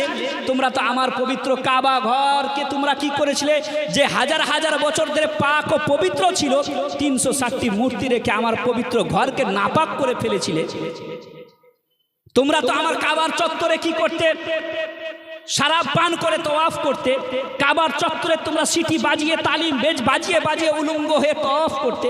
আমি আমার নবীকে পাঠালাম, রাহমাতুল লিল আলামিন নবী মুহাম্মদুর রাসূলুল্লাহ সাল্লাল্লাহু তাআলা আলাইহি ওয়াসাল্লাম আসলেন, আসার পরে তোমাদেরকে সভ্য জাতিতে পরিণত করলেন। রাসূল করিম সাল্লাল্লাহু আলাইহি ওয়াসাল্লাম এই দিশা দিলেন, হে দুনিয়াবাসী, তোমরা দুনিয়ার জিনিসের প্রতি, আল্লাহর সৃষ্টি জীবের প্রতি তোমরা গবেষণা করো। কখনো আসমানের দিকে কেন তোমরা তাকিয়ে দেখছো না? কখনো তোমরা সূর্যের দিকে কেন তাকিয়ে দেখছো না? আরে আমার নবীর আসার পূর্বে দুনিয়ার অবস্থা এই ছিল যে কেউ কেউ কি করতো, সূর্যের দিকে তাকিয়ে তাকিয়ে পূজা করতো, অর্চনা করতো, ইবাদত করতো।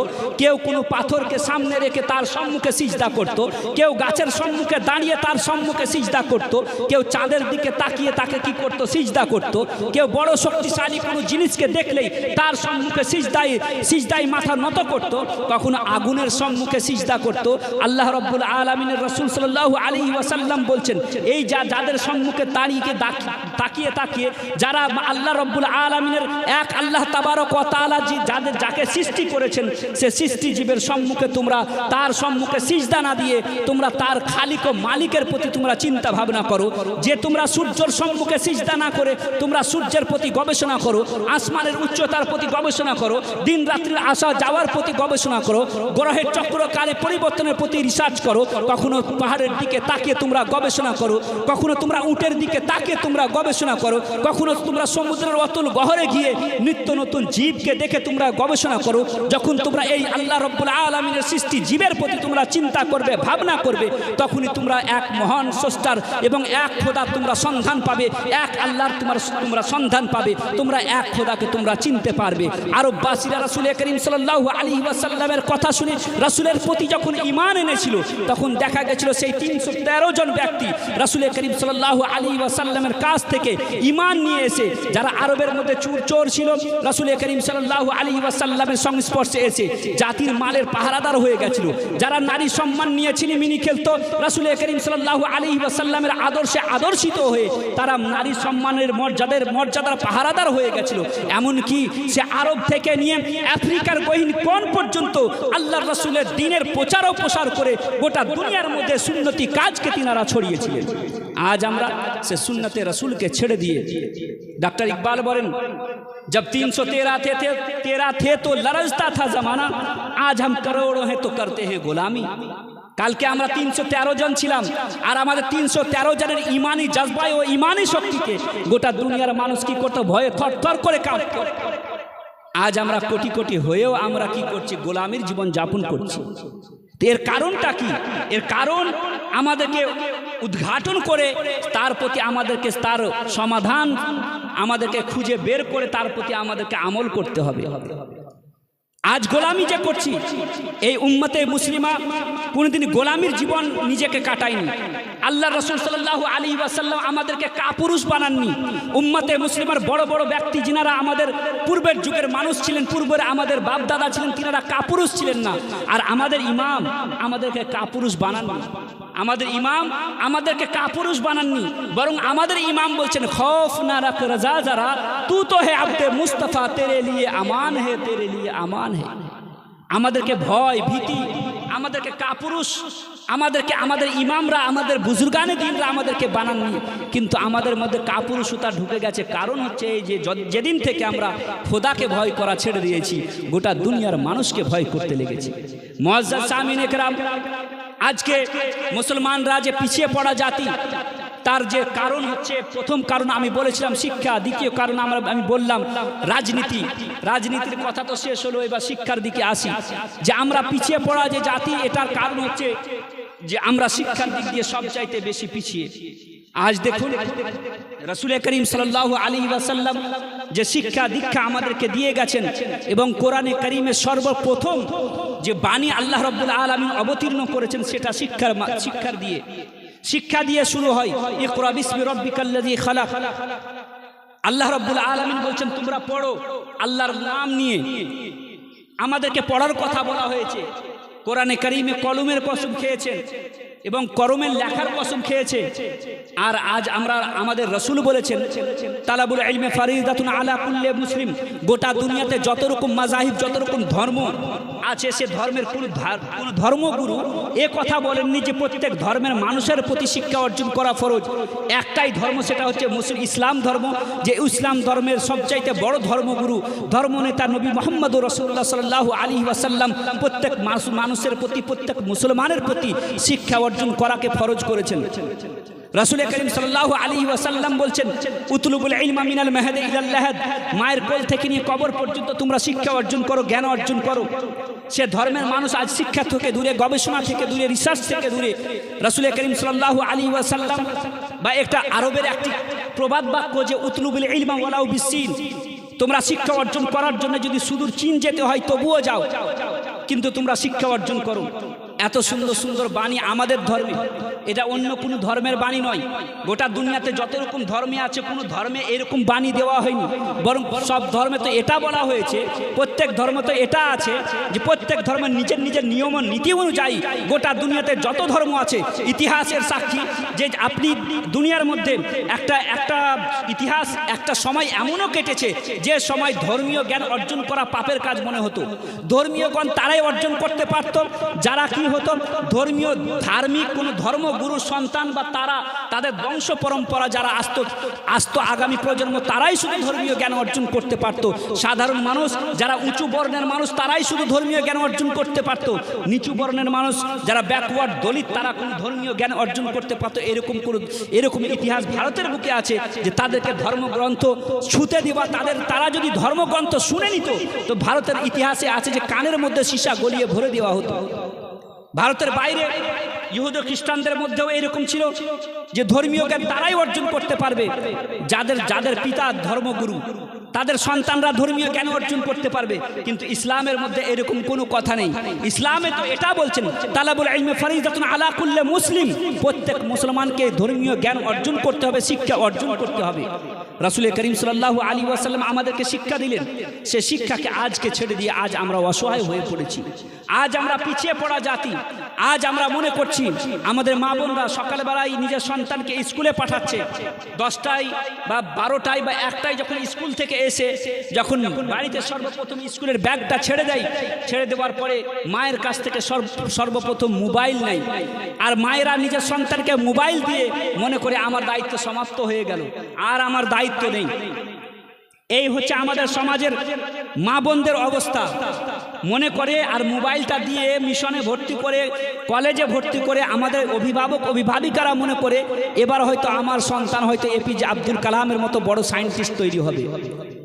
এটা ভুল ধারণা হবে যে আপনি আপনার সন্তানকে মোবাইল দিয়ে নিজের দায়িত্ব সমাপ্ত করে নিজের দায়িত্ব মুক্ত হয়ে আপনি মনে করছেন আমার সন্তান এপিজে আব্দুল কালাম হবে অথবা কবি নজরুলের মতো বড় সাহিত্যিক হবে। এটা ভুল ধারণা হবে। এইরকম যদি হয়, দুনিয়ার বুকে দুই প্রকারের কি হয়, দুই প্রকারের পোকা পাওয়া যায়। আমাদেরকে গোটা দুনিয়ার মানুষ বোঝ মনে করছে, যার কারণে আমাদের প্রতি নির্যাতন চলছে। বোঝ কিভাবে মনে করা হচ্ছে? গোটা দুনিয়ার মধ্যে আমাদের দেশে দুই প্রকারের মাছি পাওয়া যায়। এক প্রকারের মাছির নাম হচ্ছে কি মৌমাছি, এক প্রকারের মাছির নাম হচ্ছে সাধারণ মাছি। সাধারণ মাছিকে মারা হয়, একে মারার জন্য, এই ব্যাকটেরিয়াকে মারার জন্য, এই কীটটাকে মারার জন্য কি করা হয়? সাধারণত গ্যামাক্সিন পাউডার স্প্রে করা হয়।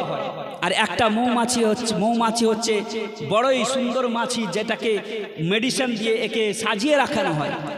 আপনি বলবেন দুটোই মাছি, একটাকে সাজিয়ে রাখা হচ্ছে বরং অসুস্থ পড়লে মেডিসিন দেওয়া হচ্ছে, আর একটাকে কি করা হচ্ছে? মারা হচ্ছে। আমি বলবো দুটোই যদি দুটো মাছি বটে, কিন্তু একটা মাছি দ্বারাই মানুষ উপকৃত হয়, আর একটা মাছি দ্বারাই মানুষ কি হয়? মানুষের মধ্যে রোগ ছড়ায়। যার কারণে রোগ ছড়ার কারণে তাকে মারা হচ্ছে। এটা সমাজের কীট, এ সমাজের বোঝ, যার কারণে একটা মাছিকে মারা হচ্ছে। আর একটা মাছি সমাজের জন্য ভালো, এবং তার দ্বারা কি হচ্ছে? মানুষ রোগ থেকে মুক্তি পাচ্ছে। যার কারণে মৌমাছিকে সুন্দরভাবে সাজিয়ে রাখা হচ্ছে। অনুরূপভাবে মুসলমানদের মধ্যে দুই প্রকার, দুই ক্যাটেগরির মুসলমান। এক ক্যাটেগরির মুসলমান হচ্ছে আমি আর আপনি। আমারও আপনার নাম শুনলে গোটা দুনিয়ার মানুষের চোখ কপালে উঠে যায়। মিডিয়াতে যদি আমারও আপনার নাম আসে, তাহলে কি হয়? মানুষ নানান প্রকার বড় সড়ো করে মিডিয়াতে খবর দেখানো হয়। ইলেকট্রনিক মিডিয়া হোক, প্রিন্ট মিডিয়া হোক, সোশ্যাল মিডিয়া হোক, সব জায়গাতে আমাদের কথাকে বাড়িয়ে চাড়িয়ে বলা হয়। কিন্তু মুসলমানদের আর একটি ক্যাটেগরি আছে, সে ক্যাটেগরির নাম হচ্ছে এপিজে আব্দুল কালাম, কবি নজরুল। এই কবি নজরুল এবং এপিজে আব্দুল কালাম, এদের নাম শোনা পর কোনো ব্যক্তি, ভারতের কোনো ব্যক্তি এদের নাম শোনা পর চোখ কপালে উঠে না, বরং এদের নাম শুনে গোটা ভারতের মানুষ গর্ববোধ করে। আমারও আপনার নাম শুনে গর্ববোধ করে না, কিন্তু এপিজে আব্দুল কালামের নাম আর কবি নজরুলের নাম শুনে কি করে? গর্ববোধ করে। আমারও আপনার নাম শুনে গর্ববোধ করে না। তার কারণ হচ্ছে এই, আমি আর আপনি সমাজের জন্য বোঝ হয়ে গেছি। আমি আর আপনি সমাজের জন্য বোঝ, যার কারণে এরা আমাদেরকে আমাদের ভ্যালু দিচ্ছে না, আমাদের কোনো অধিকার দিচ্ছে না। আমরা মরি চাহে আমরা বাঁচি, এটা তাদের কোনো যায় আসে না। যদি যাই আসতো, গোটা দুনিয়ার মধ্যে হাজার হাজার মুসলমানের বাচ্চারা ফিলিস্তিনে মরছে, সুদানে হাজার হাজার মুসলমান মরছে, তারপরে ভারতের বিভিন্ন, ভারত ছাড়া ভারতের বাইরে যে সমস্ত দেশগুলো আছে সেখানে মরছে কারা? মুসলমানরা। লিবিয়াতে মরছে মুসলমান, ফিলিস্তিনে মরছে মুসলমান, তারপরে আফ্রিকার বিভিন্ন দেশে মরছে মুসলমান। গোটা দুনিয়ার মানুষ যারা ওমেন রাইটস নিয়ে কথা বলে, অ্যানিমাল রাইটস নিয়ে কথা বলে, গোটা মানুষের অধিকার নিয়ে কথা বলে, এমনকি কি কুকুরের অধিকার নিয়ে যারা কথা বলে, তারাও কিন্তু কোনো কথা বলে না। একটা মহিলা 1000 টাকা, আল্লাহ রাব্বুল আলামিন তিনার দানকে কবুল করুন। মুআজ্জাজ সামিনে কেরাম, গোটা দুনিয়ার অধিকার নিয়ে যারা কথা বলে, তারা কিন্তু আমারও আপনার কথা বলে না। শীতের সময় কুকুরের বাচ্চা মরে গেলে পরে এরা কথা বলে, কিন্তু মুসলমানের বাচ্চা মরে গেলে এদের মুখ থেকে কোনো কথা শুনতে পাওয়া যায় না। মুআজ্জাজ সামিনে কেরাম, তাহলে আমি আর আপনি গোটা দুনিয়ার মানুষের কাছে বোঝ হয়ে গেছি। কিন্তু এপিজে আব্দুল কালাম এই নিয়ে বোঝ নয়, বরং ভারতের মধ্যে যত ধর্মের মানুষ আছে, অ্যাজ এ ইন্ডিয়ান যত মানুষ আছে, সবাই কি করে? তার নাম নিয়ে গর্ববোধ করে। কারণ হচ্ছে এই, এপিজে আব্দুল কালাম আর কবি নজরুল হচ্ছে জাতির জন্য বোঝ নয়, বরং জাতির প্রয়োজন। জাতির প্রয়োজন, যার কারণে সমস্ত ধর্মের মানুষ একে নিয়ে কি করছে? গর্ববোধ করছে। এপিজে আব্দুল কালাম ভারতকে পরমাণু দিয়ে শক্তিশালী করেছেন, যার কারণে গোটা ভারতের গর্বের বিষয়। এপিজে আব্দুল কালামকে নিয়ে গর্ববোধ করি। এপিজে আব্দুল কালাম ভারতের প্রয়োজন। আমরাও যদি আমাদের প্রত্যেক ঘরের মানুষরা এবং আমাদের সন্তানরা যদি ভারতের প্রয়োজন হয়ে যায়, আমরা সকলে যদি ভারতের প্রয়োজন হয়, দেশের প্রয়োজন হয়ে যায়, তাহলে দেখা যাবে যে কি আমেরিকা থেকে আসবে আমার সন্তানকে নিয়ে আসতে, এবং আপনার সন্তানকে নিয়ে যাওয়ার জন্য আমেরিকা থেকে, নাসা থেকে আসবে। আমাদেরকে কি করতে হবে?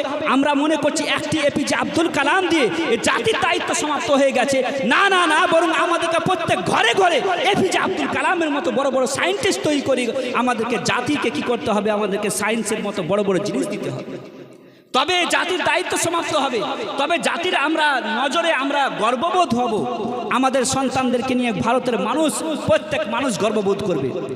আজ আমরা মুআজ্জাজ সামিনে কেরাম, শুধু মনে করছি যে কোনো রকমভাবে শিক্ষা অর্জন করলাম, বিএ এমএ করলাম, আর কোনো রকম একভাবে একটা সরকারি চাকরি পেয়ে বিয়ে শাদী করে আমরা নিজেকে সেটেল হওয়ার চিন্তা করছি। এটা যদি হয় মুসলমান জাতির যুবকদের অবস্থা, ডাক্তার ইকবাল বলেন, नहीं तेरा नशे मन कसरे सुल्तानी के गुंबद पर तू शाहीन है बसेरा कर पहाड़ों की चट्टानों। হে মুসলিম যুবক, তোমার জায়গা রাজপ্রাসাদের সিংহাসন নয়, বরং রাজপ্রাসাদের সিংহাসনের ওপরে তোমার জায়গা। তোমার জায়গা দেশকে ও জাতিকে সঠিক দিশা দেওয়া। তোমার জায়গা হচ্ছে বড় রাষ্ট্রনায়ক হয়ে দেশ চালা। তোমার জাতি হচ্ছে ইউনাইটেড নেশনে বসে গোটা দুনিয়ার মানুষের অধিকারের কথা বলা, হকের কথা বলা। মুআজ্জাজ সামিনে কেরাম, আজকে যে আমরা পিছিয়ে পড়া জাতি, তার কারণ হচ্ছে একটাই, সেটা হচ্ছে আমরা শিক্ষার দিক দিয়ে পিছিয়ে, দ্বিতীয়ত আমরা রাজনীতির দিক দিয়ে আমরা পিছিয়ে, যার কারণে আমরা দুনিয়ার মধ্যে মরছি। দুনিয়ার মধ্যে পিছিয়ে পড়া জাতি, শিক্ষা ও অর্থনৈতিক দিক দিয়ে আমরা পিছিয়ে, এবং আমরা নিজের কৃষ্টিয় কালচারের দিক দিয়ে পিছিয়ে। না নিজের কৃষ্টিয় কালচারকে আমরা সঠিকভাবে বাঁচাতে পারছি, না অন্য কৃষ্টিয় কালচারকে সঠিকভাবে আমরা নিজে আপনায়ে নিতে পারছি। এইরকম আমাদের অবস্থা হয়ে গেছে পৃথিবীর বুকে। তাহলে দরকার আছে রাসূল করিম সাল্লাল্লাহু আলাইহি ওয়াসাল্লামের সেই সুন্নতের দিকে আমাদেরকে ফিরে আসা। মানুষের সফলতা সেই রাসূল করিম সাল্লাল্লাহু আলাইহি ওয়াসাল্লামের সুন্নতের মধ্যে আছে। আল্লাহর রাসূল সাল্লাল্লাহু আলাইহি ওয়াসাল্লামকে জিজ্ঞাসা করছেন, ইয়া রাসূলুল্লাহ সাল্লাল্লাহু আলাইহি ওয়াসাল্লাম, আল্লাহর রাসূল একদা বলছেন যে এক সময় তোমাদের সম্মুখে এমন আসবে যে সময় তোমরা কি হয়ে যাবে, তোমাদের অবস্থা বিশাল বড় খড়কুটোর মতো হয়ে যাবে। তোমাদের অবস্থা এমন হবে খড়কুটোর মতো হয়ে যাবে। যেমন বিশাল খড়কুটো হয় যখন একটি ঝড় বৃষ্টি আসে, হালকা ঝড় বৃষ্টি আসলে পরে যেমন খড়কুটোগুলোকে পানির সামান্য বৃষ্টিতে সব খড়কুটোকে বইয়ে নিয়ে চলে যায়, ওই রকম তোমাদের অবস্থা হবে। তোমাদের অবস্থা অনেক বেশি হবে। তোমাদেরকে মারার জন্য কি হবে, বিভিন্ন ধর্মের মানুষরা সব একত্রিত হয়ে খাবারের জন্য দস্তরখান যখন বিছানো হয়, খাবার খাওয়ার জন্য যখন এক অপরকে ডাকা হয়, ওই রকমভাবে তোমাদেরকে মারার জন্য, তোমাদেরকে দুনিয়া থেকে শেষ করার জন্য তোমাদেরকে ডাকানো হবে। বিভিন্ন ধর্মের মানুষদেরকে একত্রিত হয়ে সব তোমাদেরকে শেষ করার জন্য একটা পরিকল্পনা করা হবে। রাসূলকে জিজ্ঞাসা করা হয়, ইয়া রাসূলুল্লাহ, সেদিনকে আমরা অতিমাত্রায় কম হব? রাসূল বলছেন, না, বাল আনতুম ইয়াউমাইজিন কাসীর, বরং সেদিন তোমরা অতিমাত্রায় হবে, তোমরা অনেক বেশি হবে, কিন্তু তোমাদের মধ্যে কোয়ান্টিটি বেশি হবে, কিন্তু কোয়ালিটি থাকবে না। দিনের জজবা তোমাদের মধ্যে থাকবে না। তোমাদের মধ্যে মত এবং দুনিয়ার ভয় তোমাদের মধ্যে ঢুকে যাবে। যার কারণে তোমাদের মধ্যে ভয় ঢুকে যাওয়ার কারণে তোমরা কি হয়ে যাবে, কোয়ালিটি তো তোমাদের বেশি হবে না, কিন্তু কোয়ান্টিটি তোমাদের বেশি হবে। কোয়ান্টিটি বেশি হওয়ার কারণে তোমাদের মধ্যে কিছু মানুষ এমনও থাকবে যারা ইহুদ ও নাসারার পদঙ্ক অনুসরণ করবে। যেভাবে ইহুদ ও নাসারা যদি কি করে হাঁটতে হাঁটতে কোনো সাপের গর্তের মধ্যে ঢুকে যায়, তোমরাও কি করবে, সাপের গর্তের মধ্যে ঢুকার চেষ্টা করবে। এমনভাবে তোমরা ইহুদ ও নাসারার গোলামি করবে। আজকে দেখতে পাই আমরা চলাফেরা উঠা বসাতে ইহুদ ও খ্রিস্টানদের আমরা গোলামি করছি, ইহুদ ও খ্রিস্টানদের কালচার অবলম্বন করে চলছি। তাই তো ডাক্তার ইকবাল বলছেন, ওয়াজা মে তুম হো নাসারা তো তামাদ্দুন মে হুনুদ, ইয়ে ও মুসলমান জিসে দেখকর শর্মায়ে ইহুদ। মুসলমান আজ ইহুদ ও খ্রিস্টানদের কালচারকে আপনিয়ে নিয়ে নিজের নবীর সুন্নতকে ছেড়ে দিয়েছে। নিজের নবীর সুন্নতকে ছেড়ে দিয়ে আজ আমরা গোটা দুনিয়ার মধ্যে পিছিয়ে পড়া। যে আমাদের সন্তানদেরকে শিক্ষা অর্জন করাতে হবে, আর শিক্ষা অর্জন করিয়ে বড় বড় জায়গায় পৌঁছাতে হবে। আর একটা বড়ই মিথ্যা কথা আমাদের সমাজের মধ্যে ছড়িয়ে আছে, সেটা হচ্ছে এই যে দ্বীনি ইলম আলাদা, দুনিয়াবি ইলম আলাদা। ধর্মীয় জ্ঞান আলাদা আর দুনিয়ার জ্ঞান আলাদা। এই যে একটা মিথ্যা কথা পীর সাহেবও বলছেন, আলেম সাহেবও বলছেন, সাধারণ মুসলমানও বলছেন যে ধর্মীয় জ্ঞান আলাদা, দ্বীনি জ্ঞান আলাদা, ইসলামিক জ্ঞান আলাদা আর সাধারণ জেনারেল জ্ঞান আলাদা। এটা দুটোকে ডিভাইড করছে। এই যে ডিভাইড এবং ভাগ ইংরেজরা আসার পর থেকে শুরু হয়, আর আমরা তাদের কথাই বলছি। ইংরেজদের আসার পূর্বে মাদ্রাসা থেকে একজন ছেলে ইঞ্জিনিয়ার হতো, ডাক্তার হতো, মাস্টার হতো, আলিমও হতো। ইংরেজরা আসার পর দুইটা সাবজেক্টকে আলাদা আলাদা করা হয়, আর আলাদা আলাদা করে দিনের ইলমকে আলাদা করা হয় আর দুনিয়ার ইলমকে, জ্ঞানকে আলাদা করা হয়। এই যে ডিভাইড, এই যে আলাদা আলাদা করা, দুই ভাগে বিভক্ত করা জ্ঞানকে, এটা ভুল, মিথ্যা কথা, এটা মিথ্যা কথা। আপনি বলবেন বড় বড় আলিমরা বলেছেন, আপনি বলছেন মিথ্যা কথা। কোরআনের যে ওসুলে তাবলীগ, কোরআনের যে হিকমত এবং ওসুল এবং তাবলীগ, সে তাবলীগের বিপক্ষে কথা। কোরআন কিন্তু আমাদেরকে এ কথা শেখায়নি। কোরআন বলছে যে দুনিয়ার মধ্যে কোনো ইলম, দুনিয়াবি আর দ্বীনি ইলম বলে কোনো ইলম নেই। এক কথায় কোরআন এটা বলতে চাইছে দুনিয়াতে যত ইলম আছে সবই হচ্ছে দ্বীনি ইলম। দুনিয়াতে যত ইলম আছে, যত জ্ঞান আছে, শিক্ষা আছে, সবই হচ্ছে ধর্মীয় জ্ঞান। আমি আর আপনি এটাকে বন্টন করছি যে এটা দ্বীনি ইলম, দুনিয়াবি ইলম। এবার আসুন যে কিভাবে হয়, কোরআনে কোথায় বলা হয়েছে? কোরআনে বলা হয়েছে আল্লাহ রাব্বুল আলামিন সর্বপ্রথম তো ফারিস্তাদেরকে বলছেন, হে আমার ফারিস্তারা, আমি দুনিয়ার মধ্যে নিজের খলিফা, নিজের নায়েবকে সৃষ্টি করতে চাই। ফারিস্তারা বলেছিলেন, হে আমার আল্লাহ, হে আমাদের খোদা, আপনি ওই জাতিকে সৃষ্টি করতে চান যে জাতি দুনিয়ার মধ্যে গিয়ে মারামারি করবে, কাটাকাটি করবে। নাহনু নুসাব্বিহু বিহামদিকা ওয়া নুকাদ্দিসু লাক, হে আল্লাহ, তোমার তাসবিহ আমরা বর্ণনা করি, তোমার পবিত্রতা আমরা বর্ণনা করি। তোমরা দুনিয়াতে মানব জাতিকে সৃষ্টি করিও না তুমি। হে আল্লাহ, তুমি মানব জাতিকে সৃষ্টি করবে, মারামারি কাটাকাটি করবে। আল্লাহ রাব্বুল আলামিন ফারিস্তাদের সম্মুখে বলেছিলেন, ইন্নী আ'লামু মা লা তা'লামুন। ফারিস্তাদের সম্মুখে জিন জাতি ছিল, জিন জাতির মারা কাটা তারা দেখেছিলেন। তাই তিনারা বলেছিলেন যে মানব জাতিকে যদি সৃষ্টি করা হয়, হয়তো জিন জাতির মতো মারামারি করবে, কাটাকাটি করবে, ফিতনা ও ফাসাদ করবে। জিন জাতিকে দেখার পরে ফারিস্তারা এই ঘোষণা করেছিলেন, হে আল্লাহ, জিন জাতিকে দেখেছি, মানব জাতিকে সৃষ্টি করবেন না। আল্লাহর হুকুম, ইন্নী আ'লামু মা লা তা'লামুন। ফারিস্তাদের মাথা নত হয়ে গেল আল্লাহর এই কথা শুনে যে হে আমার ফারিস্তা বর্গ, আমি যা জানি তোমরা জানো। ফারিস্তারা যখন মাথা নত করে দিলেন, আল্লাহ যখন এই কথা বলে দিলেন যে আমি যা জানি তোমরা জানো না, আল্লাহ রাব্বুল আলামিন ডেমো দেখাতে চাইছেন ফারিস্তাদের সম্মুখে যে আমি যা জানি তোমরা জানো না। হে আমার ফারিস্তারা, তোমরা কি করেছো? তোমার সম্মুখে হয়তো নমরুদ আছে। কারণ হচ্ছে এই যে ফারিস্তাদের সম্মুখে নমরুদের জুলুম ছিল, ফিরআউনের জুলুম ফারিস্তাদের সম্মুখে ছিল, ইয়াজিদের জুলুম ফারিস্তাদের সম্মুখে ছিল। আজকের ওয়াকফ বিল ফারিস্তাদের সম্মুখে ছিল। আজকে বুলডোজার চালিয়ে মুসলমানদের ঘরকে ভাঙা, এটা ফারিস্তারা দেখছিল। তাই বলেছিল, হে আল্লাহ, মানব জাতিকে সৃষ্টি করিয়েন না। কিন্তু আল্লাহ বলছেন, হে আমার ফারিস্তারা, নমরুদকে তুমি দেখছো, নমরুদের জুলুমকে দেখছো, আমার ইব্রাহিম খলিলুল্লাহ, আমার ইশকে, আমার প্রেমে আগুনে যাওয়াটাকেও দেখো। তোমাদের চোখে এখনো ইব্রাহিম খলিলুল্লাহর ইশক আসেনি। হে আমার ফারিস্তারা, তোমরাই হয়তো ফেরাউনের জুলম অত্যাচার, 70,000 শিশু সন্তানকে হত্যা করার কথা হয়তো হত্যা করা তোমার চোখে হয়তো আছে, তোমার নজরে হয়তো ভাসছে। কিন্তু আমার মুসা আলাইহিস সালাম, আমার ইশকে 40 দিন সেই মুসা আলাইহিস সালাম সেই 40 দিন তুর পাহাড়ে এসে খোদা ভীরুতা হয়ে, খোদার ভয়ে 40 দিন আমার ইবাদত করাও দেখো।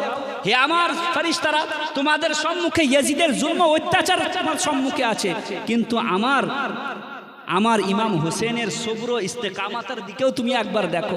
ফারিস্তাদেরকে ডেমো দেখালেন। হযরতে আদম আলাইহিস সালামকে উঁচু জায়গাতে বসিয়ে দিলেন আল্লাহ রাব্বুল আলামিন। আর ফারিস্তাদের সম্মুখে ইলমের মোকাবেলা, জ্ঞানের মোকাবেলা করা হলো। ফারিস্তাদেরকে জিজ্ঞাসা করা হলো। ফারিস্তারা বলছেন, হে আল্লাহ, তুমি যে জ্ঞান আমাদেরকে দিয়েছো অতটুকুই জ্ঞান আমরা জানি, এর থেকে বেশি আর কিছু জানি না। যখন হযরতে আদম আলাইহিস সালামকে জিজ্ঞাসা করা হলো, হযরতে আদম আলাইহিস সালাম দুনিয়াতে যত রকম জ্ঞান আছে সমস্ত জ্ঞান ফারিস্তাদের সম্মুখে বলে দিলেন। আর যেমন ফারিস্তাদের সম্মুখে হযরত আদম আলাইহিস সালাম নিজের ইলম ও জ্ঞানের যখন ফোয়ারা এবং ভান্ডার যখন খুলে দিলেন, আল্লাহ রাব্বুল আলামিন ফারিস্তাদেরকে হুকুম দিলেন যে এবার আমার বান্দা, আমার নবী হযরত আদম আলাইহিস সালামকে তোমরা সিজদা করো। এর পূর্বের কথা হচ্ছে এই, আল্লাহ রাব্বুল আলামিন নিজের মেহবুব, নিজের নবীকে কি শিখিয়ে দিয়েছিলেন? কোরআন বলছে, ওয়া আল্লামা আদামাল আসমাআ কুল্লাহা। আল্লাহ রাব্বুল আলামিন আদম আলাইহিস সালামকে সমস্ত দুনিয়ার জ্ঞান, দুনিয়ার যত রকম জ্ঞান আছে সব শিখিয়ে দিয়েছিলেন। ওয়া আল্লামা আদামাল আসমাআ কুল্লাহা। আল্লাহ রাব্বুল আলামিন দুনিয়াতে যত জ্ঞান আছে সব জ্ঞান হযরত আদম আলাইহিস সালামকে শিখিয়ে দিয়েছেন। এবার যখন হযরত আদম আলাইহিস সালামকে সমস্ত জ্ঞান শিখিয়ে দিয়েছেন, এমনকি বাড়িতে যে খুন্তি ব্যবহার করা হয়, এমনকি যে কাপড় দ্বারা আমরা হাঁড়ি ধরি, এমনকি আম এবং আমের ইফেক্ট, সব কিছু আল্লাহ রাব্বুল আলামিন হযরত আদম আলাইহিস সালামকে শিখিয়ে দিয়েছেন। এমনকি বিল্ডিং বানানোর জ্ঞান, কনস্ট্রাকশনের জ্ঞান, ইঞ্জিনিয়ারিং এর জ্ঞান, ডাক্তারি জ্ঞান, চিকিৎসা বিদ্যা, সব রকম জ্ঞান আল্লাহ রাব্বুল আলামিন শিখিয়ে দিয়েছেন। এবার বলুন, হযরত আদম আলাইহিস সালামকে যে জ্ঞান দেওয়া হয়েছে, সে জ্ঞানের ওয়ারিস কারা? আদম সন্তানরা না অন্য আদম সন্তানরা? তো আমাদের আদি পিতা হযরত আদম আলাইহিস সালামকে গোটা দুনিয়ার যখন জ্ঞান দেওয়া হয়েছে, আর কোরআনে কোনো রকম ভাবে জ্ঞানকে ভাগ করা হয়নি, সমস্ত জ্ঞানকে দ্বীনি জ্ঞান বলা হয়েছে। হযরত আদম আলাইহিস সালামকে যখন শিক্ষা দেওয়া হয়েছে গোটা দুনিয়ার জ্ঞান, তাহলে আমি আর আপনি কেন বন্টন করছি? যেটা দ্বীনি ইলম, এটা দুনিয়াবি ইলম। গোটা দুনিয়াতে যত রকম জ্ঞান আছে সবই জ্ঞান হচ্ছে কি দ্বীনি জ্ঞান, যদি সেটা আল্লাহ এবং তার রাসূলকে মেনে অর্জন করা হয়। যদি সেটা আল্লাহ এবং তার রাসূলকে মেনে, আল্লাহর এবং রাসূলের মহব্বত নিয়ে, কোরআনের রাসূলের তাবলীগ নিয়ে যদি সেটা অর্জন করা হয়, তাহলে সেটা হবে কি দ্বীনি জ্ঞান, সেটা কোনো দুনিয়াবি জ্ঞান কখনো না। আজ আমরা দুনিয়াবি জ্ঞান বলছি। চিন্তা করুন, যদি আমাদের সমাজে ডাক্তার না হয়, তাহলে বলুন আমাদের সমাজের চিকিৎসা করবে কে? আমাদের সমাজে যদি মাস্টার না হয়, তাহলে এই সমাজকে শিক্ষিত করবে কে? এই সমাজে যদি ইঞ্জিনিয়ার না হয়, বড় বড় বিল্ডিং, বড় বড় বাড়ি, বড় বড় ব্রিজকে বানাবে কে? এই সমাজে যদি লয়ার না হয়, তো এই সমাজের কেস লড়বে কে? এই সমাজে যদি ডিএম না থাকে, তাহলে এই সমাজের সমস্যার সমাধান করবে কে? এই সমাজে যদি আলিম মুফতি না থাকে, তাহলে সঠিক ইসলামের দিশা দেখাবে কে? একটা সুস্থ সমাজ গড়ে তোলার জন্য সব বিভাগে লোক দরকার, সব ইলমের, সব জ্ঞানের পারদর্শী হওয়া দরকার। কিন্তু আমরা ভাবছি মাদ্রাসা বানালে পরে বিশাল বড় নেকির কাজ, আর কলেজ বানালে নেকির কাজ নয়। এটা ভুল ধারণা। আমি তো এটা বলি যে একজন আলিম সেও আলিম, আর একজন সাধারণ যে মাস্টারি ডিগ্রি করেছে, যে ইঞ্জিনিয়ার করেছে, ইঞ্জিনিয়ারিং ডিগ্রি অর্জন করেছে, সেও আলিম। সে ইঞ্জিনিয়ারিং ডিগ্রি অর্জন করার কারণে সে ইঞ্জিনিয়ারের আলিম, সে কনস্ট্রাকশনের আলিম। কই আমাদের মধ্যে আলিম কই কনস্ট্রাকশনের শিক্ষা অর্জন করে সে কই একটা বাড়ি বিল্ডিং বানিয়ে দেখুক তো? যে বিষয়ে আলিম মানে জাননেওয়ালা, জ্ঞানী ব্যক্তি। তো সবাই আমরা আলিম, সবাই আমরা নিজের নিজের বিভাগে নিজে আমরা সকলে আলিম। সবাই হচ্ছে কি আমরা দ্বীনের সিপাহী, সবাই আমরা দ্বীনের কাজ করছি। কিন্তু আল্লাহ এবং তার রাসূলকে মেনে যদি, আল্লাহ এবং তার রাসূলকে মেনে যদি, এবং কোরআনের রাসূলের তাবলীগ মেনে যদি অর্জন করি, তাহলে কিন্তু আমরা এটা দ্বীনি ইলম বলে ঘোষণা হবে, নচেত দ্বীনি ইলম বলে ঘোষণা হবে না। মুআজ্জাজ সামিন একরাম, আজকে সবচাইতে বড় বিষয় উম্মতে মুসলিমার সম্মুখে, সেটা হচ্ছে এই যে আমরা আমাদের আগামী প্রজন্মকে কিভাবে সুন্দর করব, আমাদের আগামী প্রজন্মকে কিভাবে শিক্ষিত করব, আমাদের আগামী প্রজন্মের ভবিষ্যৎকে কিভাবে উজ্জ্বল করব। এটা একটা চ্যালেঞ্জের বিষয়। রাসূল করিম সাল্লাল্লাহু আলাইহি ওয়াসাল্লাম, রাসূল করিম সাল্লাল্লাহু আলাইহি ওয়াসাল্লামের আদর্শ অনুযায়ী, সুন্নাত অনুযায়ী আজকের যুগে আমরা আমাদের সন্তানদেরকে লালন পালন কিভাবে করব, এটা বিশেষ করে স্বাধীনতার পর থেকে নিয়ে একটা গবেষণার কথা আপনাদেরকে বলি। স্বাধীনতার পর থেকে নিয়ে আমরা কি করেছি? আমরা ৩৫ কোটি মুসলমান ভারতে বসবাস করি। স্বাধীনতার পর থেকে নিয়ে ৩৫ কোটি বাদ দিয়ে যদি ৩০ কোটি, হিসাব করতে সুবিধা হবে, ৩৫ কোটি বাদ দিয়ে যদি ৩০ কোটি আমরা মনে করি, ৩০ কোটি মুসলমান, এর মধ্যে ১৫ কোটি মহিলা, ১৫ কোটি পুরুষ। ১৫ কোটি মহিলা এবং ১৫ কোটি পুরুষের মধ্যে আমরা ১৫ কোটি পুরুষদের জন্য স্বাধীনতার পর থেকে নিয়ে যত রকম উন্নতির কাজ করেছি, আর ১৫ কোটি মহিলা যাদের জন্য আমরা কিছুই করিনি। আপনি দেখুন, ১৫ কোটি পুরুষদের জন্য গ্রামে গ্রামে আমরা স্কুল কায়েম করেছি, গ্রামে গ্রামে কলেজ করেছি, গ্রামে গ্রামে হয়তো ল্যাব করেছি, গ্রামে গ্রামে লাইব্রেরি করেছি, গ্রামে গ্রামে মাদ্রাসাও করেছি। কিন্তু ১৫ কোটি মহিলা, এদের জন্য আমরা কিছুই করিনি। তাহলে একটি গাড়ির একটি চাকা যদি পাংচার হয় আর একটি চাকা যদি ভালো হয়, সে গাড়ি কি গন্তব্যস্থানে সঠিকভাবে পৌঁছাতে পারবে? একটা ভাবার বিষয়। একটি গাড়ির চাকার মধ্যে যদি একটা পাংচার থাকে, তাহলে কিন্তু সে নিজের গন্তব্য স্থানে কোনোদিনই পৌঁছাতে পারে না সঠিকভাবে। তাহলে দুই চাকাকে সমান করতে হবে। ডাক্তার আলবার্ট আইনস্টাইন তিনি নিজের গবেষণার মাধ্যমে প্রকাশ করেন যে একজন 25 শিশুকে সঠিকভাবে মানুষ করার জন্য যে শর্তগুলি, যে কাজগুলি তিনি বলেছেন, সেটা 3টি কথা বলেছেন। আনে দিজিয়ে জি জি। তা আলবার্ট আইনস্টাইন সর্বপ্রথম যে কথাটি বলেছেন সেটা হচ্ছে এই, যে একজন কচি শিশুর ভবিষ্যৎ চরিত্রকে যদি আমরা উজ্জ্বল করতে চাই, তাহলে সর্বপ্রথম তার বাড়ি থেকে তার শিক্ষার জায়গা শুরু হয়। সে নিজের পরিবার পরিজন, পিতা মাতাকে দেখেই নিজের ছোটবেলা থেকে, শৈশব কাল থেকে নিয়ে জীবনের 18 বছর পর্যন্ত নিজের পিতা মাতা, গুরুজন, পাড়া প্রতিবেশীকে দেখে, সমাজকে দেখে সে যা শিখে জীবনের 70 বছর বয়স পর্যন্ত তার মোতাবেক নিজের জীবন যাপন করে। একজন কচি শিশু নিজের মাতাকে যদি রাত্রিবেলায় সারা রাত রাত্রিবেলায় মোবাইল চালাতে দেখে, একজন কচি শিশু যদি নিজের মাতাকে যদি রাত্রিবেলায় সোশ্যাল মিডিয়া চালাতে দেখে, একজন কচি শিশু যদি নিজের পিতাকে জুয়া খেলতে দেখে, একজন কচি শিশু যদি নিজের পিতাকে চুরি করতে দেখে, একজন কচি শিশু যদি নিজের পিতাকে মদ খেতে দেখে, তাহলে সে এইরকম গুনাহতেই অভ্যস্ত হয়ে পড়ে এবং এটাকেই সে ভালো কাজ মনে করে।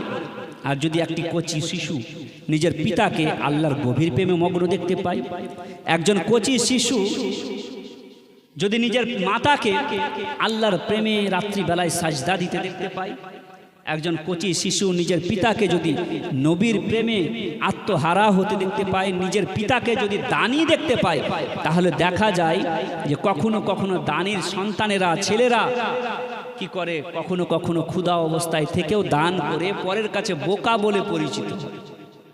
তো একটা বাড়ি থেকে নিজের পিতা মাতার আদর্শ দেখে একজন সন্তান নিজের আদর্শকে ঠিক করে। আজকের যুগে আমাদের মা বোনেদের অবস্থা এই, সন্ধ্যাবেলায় আমাদের বাচ্চারা বাড়ি আসলে পরে একটা মোবাইলে কার্টুনের ভিডিও লাগিয়ে বা শর্ট ভিডিও লাগিয়ে আমরা মনে করি আমাদের দায়িত্ব সমাপ্ত হয়ে গেল, আর মনে করে বড় বড় সায়েন্টিস্ট, আমাদের সন্তানরা বড় সায়েন্টিস্ট হয়ে দেশ ও জাতির নাম উজ্জ্বল করবে।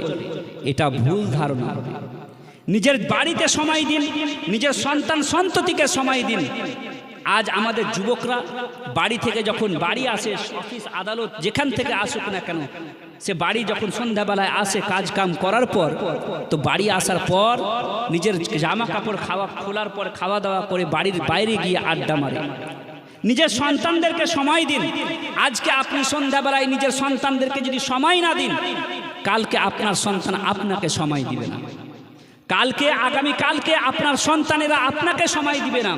আল্লাহ তাবারক ওয়া তাআলা বলেন, হে আমার বান্দারা, ইয়া আইয়ুহাল ইনসান মা গাররাকা বিরব্বিকাল কারীম, হে মানুষ, তোমার সম্মুখে কোন এমন জিনিস আছে যে জিনিসটা পেয়ে তুমি আমার মতন মহান রব্বুল আলামিনকে ভুলে গেলে? কোথায় তুমি চলে গেলে? কোথায় তুমি আধুনিকতায় তুমি পড়ে আমি আল্লাহ রব্বুল আলামিনকে ভুলে গেলে? তোমাকে 60 বছর 70 বছর তোমাকে আমি বয়স দিলাম, তোমাকে আমি ধন সম্পদ দিলাম, তোমাকে আমি সন্তান সন্ততি দিয়ে তোমাকে আমি খুশ করলাম, তোমাকে চাকরি দিয়ে, ধন সম্পদ দিয়ে, বাড়ি ঘর দিয়ে তোমাকে আমি সুন্দর করলাম, আনন্দ দিলাম, আর তুমি মহান রব্বুল আলামিন, আমি খোদা যে তোমাকে হাজারো নিয়ামত দিয়ে খুশ করলো, সে মহান রব্বুল আলামিনের দরবারে একটা সিজদা করতে আসলে না? 60 বছর 70 বছর পাওয়ার পর নিজের সন্তানের জন্য হারাম কামাই করলে, নিজের সন্তানের জীবনকে সুন্দর করার জন্য, উজ্জ্বল করার জন্য আমি মহান রব্বুল আলামিনের নামাজকে ছেড়ে দিলে, একদিন তোমার জীবনে এমনও আসবে বান্দা, যে সময় তোমার কেউ থাকবে না। ছোট থেকে তোমাকে বড় করলাম, এমন সময় তুমি রাস্তায় চলতে পারতে না, 2 পায়ে একবার করে দাঁড়াতে, পড়ে যেতে আমি খোদা তোমাকে চলা শিখালাম। আস্তে আস্তে তুমি বড় হলে, তোমাকে যৌবন দিলাম, নানান রকম ভাবে তোমার প্রতি করুণা করলাম, এহসান করলাম। এহসান করার পর আজ তুমি বয়স্ক হয়ে, বুড়ো হয়ে, আজ তুমি আমার দরবারে একটা সিজদা করলে না?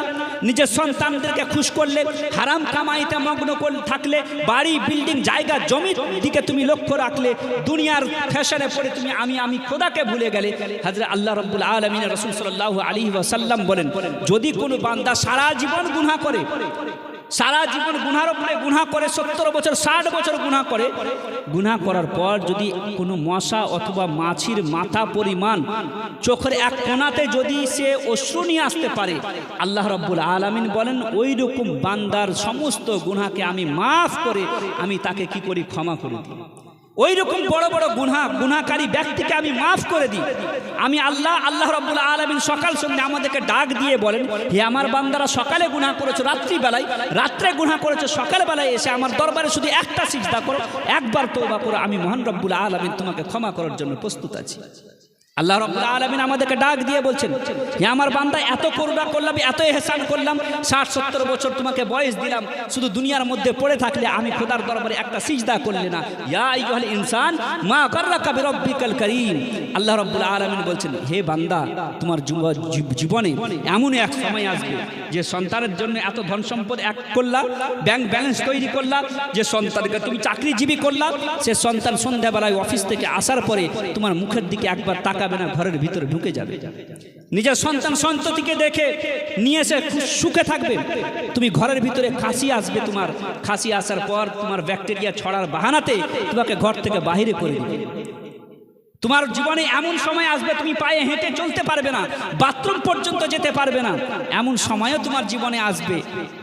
প্যারালাইসিস হয়ে যখন পড়ে থাকবা, তুমি আল্লাহর কাছে দোয়া চাইবা, হে আল্লাহ আমাকে মৃত্যু দাও, আমাকে মৃত্যু দাও।